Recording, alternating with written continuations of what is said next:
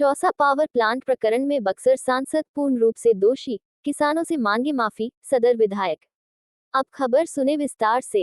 बक्सर के चौसा में निर्माणाधीन थर्मल पावर प्लांट पर किसानों और पुलिस के बीच 4 दिनों पहले हुए हिंसक झड़प और फिर पुलिस के द्वारा की गई कार्रवाई के बाद इन दिनों किसानों के साथ साथ बक्सर के राजनीतिक गलियारों में भी सरगर्मी बढ़ी हुई है।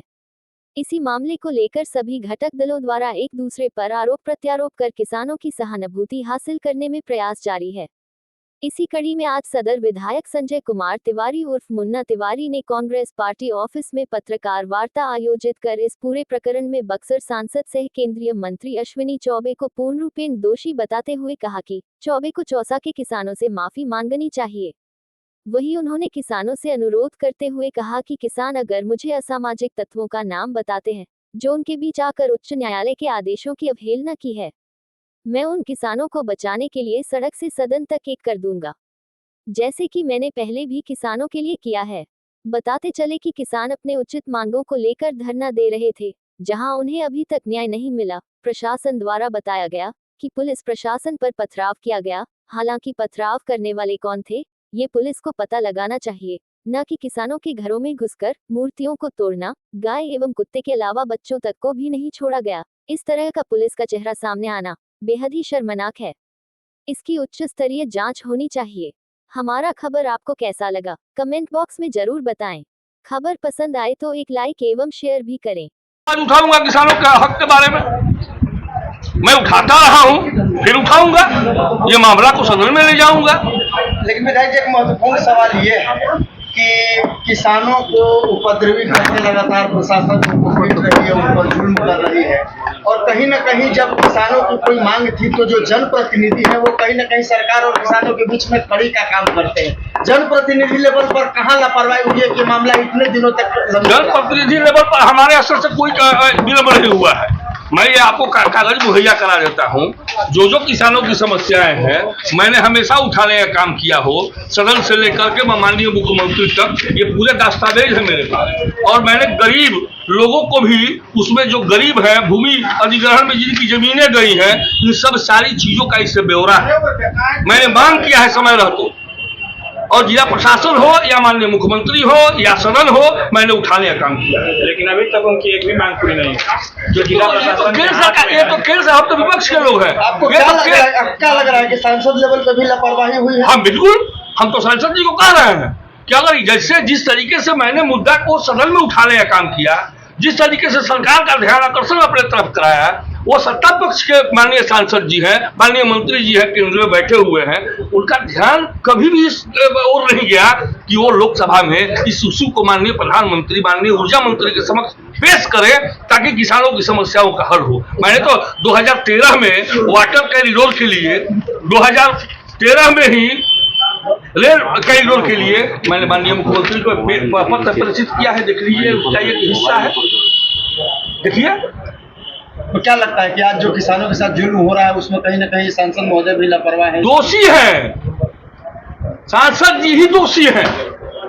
अब क्या होना चाहिए आपको? ये होना चाहिए कि सांसद जी पुनः आए और किसानों से माफी मांगे, और माफी मांगकर ये सदन में उठाने का अब तो समय ही बीत गया, लेकिन कम से कम एक पत्राचार तो माननीय मुख्यमंत्री, प्रधानमंत्री जी और माननीय ऊर्जा मंत्री को पत्राचार तो कर सकते हैं, क्या विभाग को पत्राचार तो कर सकते हैं। किसानों के साथ जुल्म हो रहा है। हम तो विपक्ष के लोग हैं, वो सत्ता पक्ष में है। उस समय भी सत्ता पक्ष में थे जब 2023 में घटना हुई किसानों के साथ, और आज भी सत्ता पक्ष में है जब किसानों के साथ घटना घटी। मैं तो विपक्ष का हूं, लेकिन मैं किसान हूं, किसानों के साथ था, किसानों के साथ हूं और किसानों के साथ रहूंगा।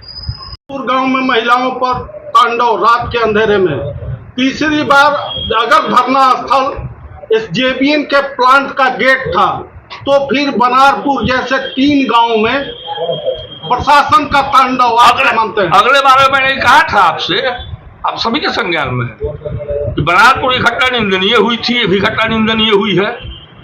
और जिस तरीके से उस समय असामाजिक तत्वों का हवाला देकर के प्रशासन को हमने रोकने का काम किया कि उन लोगों को आप चिन्हित करें। तत्कालीन उस समय के जिलाधिकारी अमन समीर साहब थे, डीआईजी साहब यही नबी चंद झा थे, मनीष जी हमारे पुलिस कप्तान हैं, वो भी नए आए हुए थे। मैंने कहा इन लोगों से, आग्रह किया सर्किट हाउस में कि साहब आप उन असामाजिक तत्वों को खोजे उस वीडियो फुटेज में। हमारे किसान निरीह हैं, निर्दोष हैं, फिर क्यों पीटा जा रहा है हमारे किसानों को, क्यों गिरफ्तारियां हो रही हैं?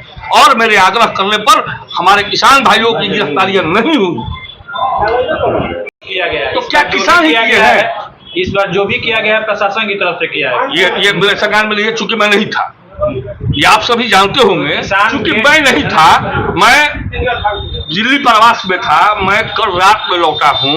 और जैसा कि मुझे संज्ञान में वहां प्राप्त हुआ कि कुछ लोगों के द्वारा जिला प्रशासन से मैंने जब वार्ता की, एसडीएम, डीएसपी, एसपी रैंक के लोगों से, तो मुझे ये कहा गया कि ईटा पत्थर चलाया गया असामाजिक तत्वों के द्वारा।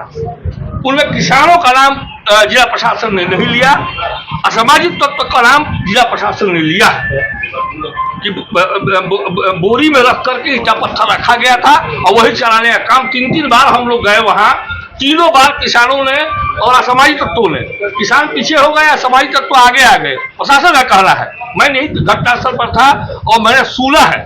प्रशासन तो अपनी बात बोलेगी, गलती की है तो बात तो अपनी बोलेगी। अभी देखिए, आप लोग वहां घटनास्थल पर थे, आप लोग थे, मैंने पूछा अभी 2 पत्रकार भाइयों से, आप लोग थे घटनास्थल पे कि नहीं? अब तो नहीं, हम लोग पार भी गए।